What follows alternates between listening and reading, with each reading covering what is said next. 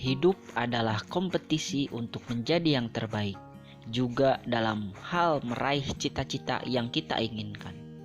Banyak orang berkompetisi dalam hal duniawi semata, seperti halnya mengejar harta, jabatan yang tinggi, dan lain sebagainya, tanpa memprioritaskan iman di dalamnya.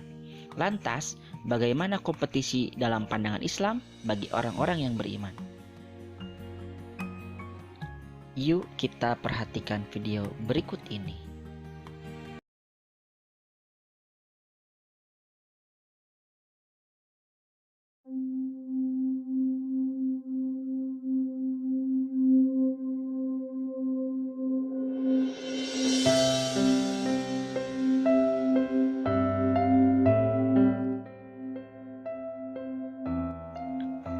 Tidak sedikit orang yang selalu merendahkan orang lain di sekitarnya. Akan tetapi, selalu ada orang yang memiliki hati yang baik di sekitar kita dan rela menolong orang lain tanpa memiliki rasa dendam.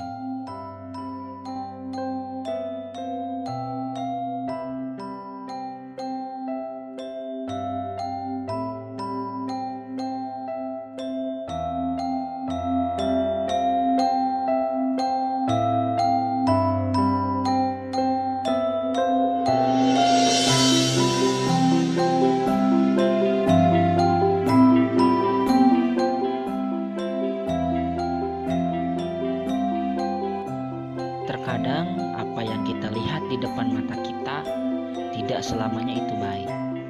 Tetapi tugas kita selaku orang muslim untuk selalu berbuat baik dimulai dari hal yang kecil.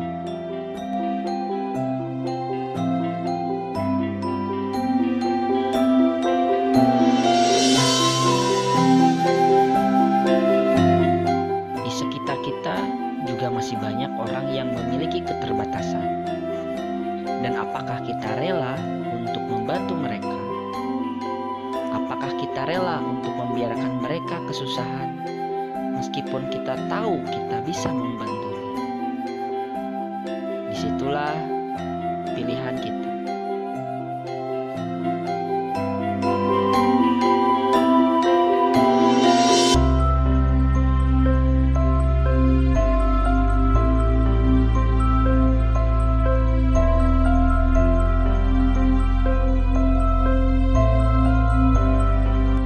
Sudah berbuat baikkah kita hari ini? Bagi orang-orang yang berbuat baik, ada pahala yang terbaik surga dan tambahannya. Dan wajah mereka tidak ditutupi debu hitam dan tidak pula dalam kehinaan. Mereka itulah penghuni surga, mereka kekal di dalamnya. Agar kita semakin paham apa itu berkompetisi dalam kebaikan, yuk kita simak video pembelajaran berikut ini.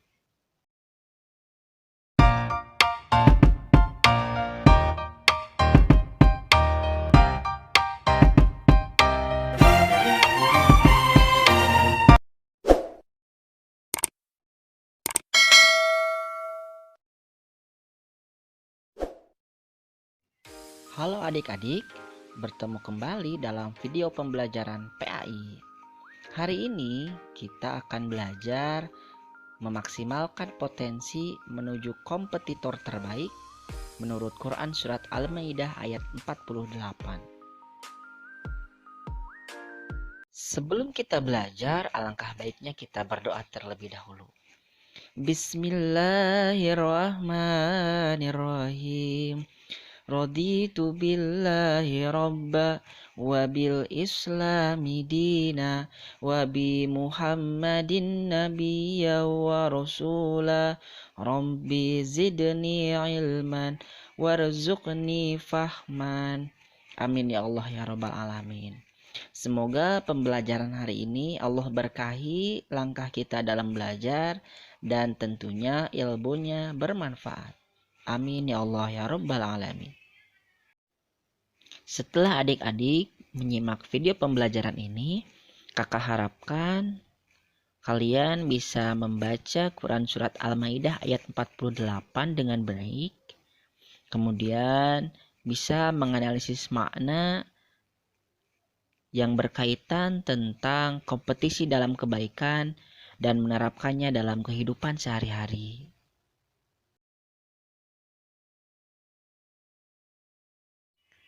Yuk kita bersama-sama membaca Quran Surat Al-Maidah ayat 48 dan perhatikan terjemahannya.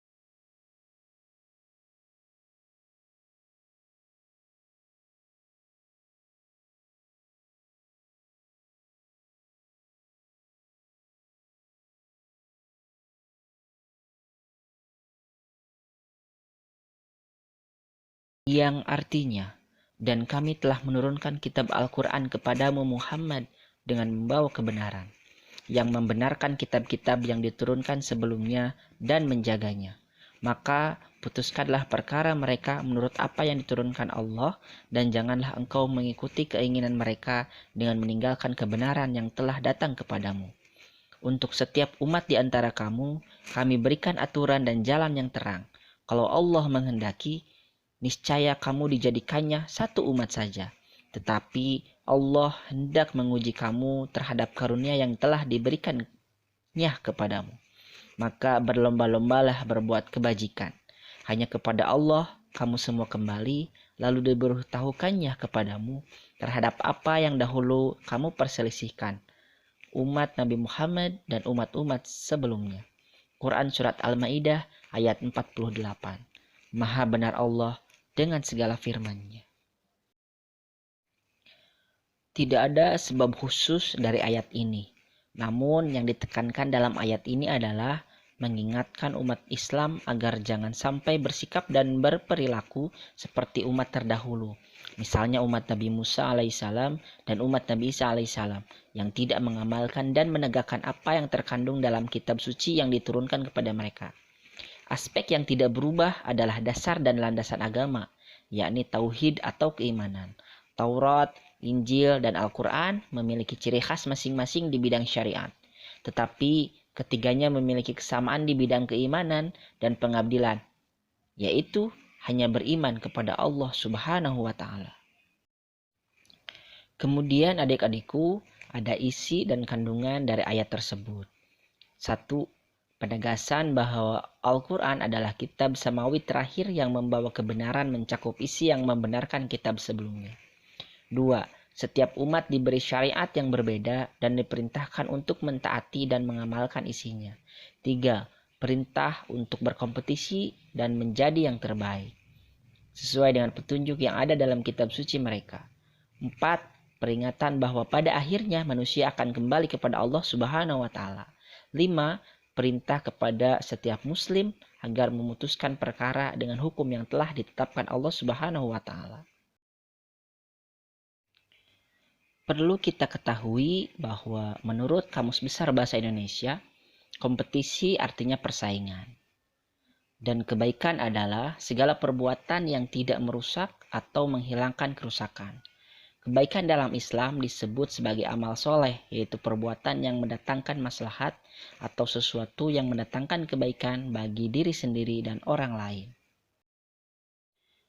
Adapun manfaat berkompetisi dalam kebaikan. 1. Dianugerahi kehidupan yang baik sebagaimana firman Allah dalam Quran Surat An-Nahl ayat 97. 2. Memiliki rasa kasih sayang. 3. Memperoleh pahala yang besar. 4. Memperoleh kekuasaan atau kesuksesan di muka bumi ini. Yang kelima, memperoleh ampunan. Yang keenam, memperoleh jalan keluar atas permasalahan yang mereka hadapi dan memperoleh rizki yang tidak disangka-sangka. Yang ketujuh, mendapat tempat yang baik di akhirat. Dan yang kedelapan, memperoleh petunjuk dari Allah Subhanahu wa Ta'ala. Oleh karena itu, adik-adik, melalui ayat ini Allah telah memerintahkan untuk berkompetisi dalam kebaikan. 3 alasan mengapa kita diperintahkan untuk berlomba-lomba atau berkompetisi dalam kebaikan. 1. Berbuat kebaikan jangan ditunda-tunda, sebab kesempatan kita hidup di dunia ini sangat terbatas. Kedua, berbuat baiklah kepada siapapun dan hendaknya bekerja sama dalam hal tolong-menolong. Dan ketiga, dalam berbuat baik tentu harus diikuti dengan kesungguhan hati. Dengan begitu, Allah akan memberikan banyak karunia-Nya kepada kita dan tentunya kita akan mendapatkan banyak manfaat dari apa yang kita kerjakan ketika kita berbuat hal-hal yang baik. Nah, setelah kalian belajar tentang kompetisi dalam kebaikan, ada sebuah studi kasus. Ada 10 list daftar orang terkaya di dunia. Dari nomor 10 sampai nomor 1. Orang-orang ini termasuk orang terkaya di dunia dengan penghasilan di atas triliunan. Tetapi ada satu golongan orang yang termasuk ke dalam orang terkaya yang lebih baik daripada dunia dan isinya, yakni seorang muslim atau muslimah yang mengerjakan 2 rakaat sebelum sholat subuh. Pertanyaannya, mana yang akan kalian pilih? Dunia atau yang lebih baik dari dunia? Silakan kemukakan alasannya. Kemudian ada studi kasus lain. Pandemi COVID-19 telah membuat lesu berbagai sektor kehidupan, baik ekonomi, kesehatan, seni, tak terkecuali sektor pendidikan. Untuk membangkitkan kembali semua sektor tersebut, diperlukan semangat gotong royong dalam berlomba berbuat kebaikan. Sebagai seorang siswa, semangat berbuat baik seperti apa yang bisa kita tunjukkan di masa pandemi ataupun setelah pandemi? Silahkan kalian jelaskan. Dan yang terakhir ada soal evaluasi 4 soal yang bisa kalian jawab. Silahkan kalian kerjakan di buku kalian masing-masing. Semoga apa yang kita pelajari hari ini dapat bermanfaat untuk kita semuanya. Mari kita tutup pembelajaran hari ini dengan membaca kalimat hamdalah bersama-sama. Alhamdulillahirabbil alamin. Terima kasih atas perhatiannya. Assalamualaikum warahmatullahi wabarakatuh.